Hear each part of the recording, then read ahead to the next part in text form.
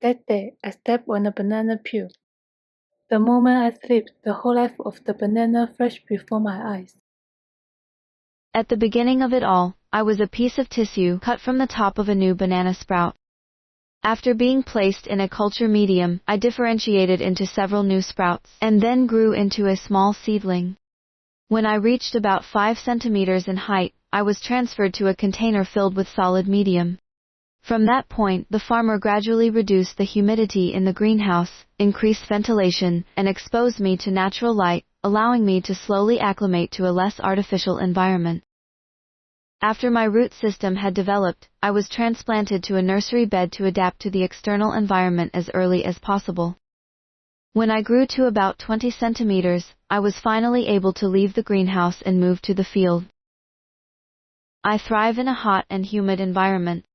The optimal temperature range for my growth is 20 to 30 degrees Celsius, with humidity best maintained above 75%. The soil pH should ideally be between 5.5 and 7.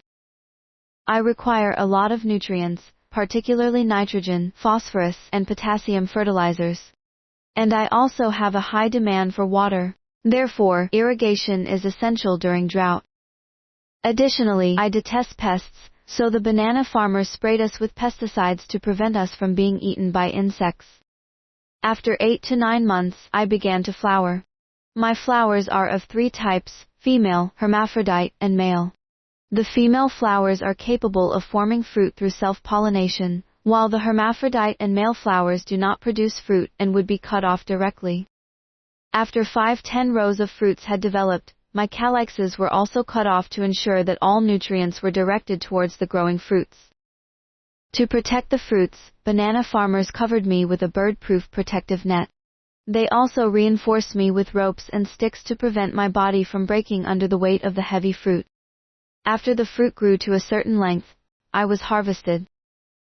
The farmers placed protective pads between the fruits to prevent damage, then cut down the entire branch with sterilized tools, and transported us to the factory.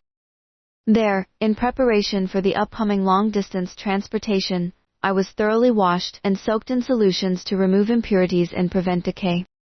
Finally, I was loaded onto a large truck bound for a retailer, traveling several hundred kilometers to a fruit shop. Upon arrival, I was ripened with ethylene, priced, and placed on the shelves, waiting to be purchased.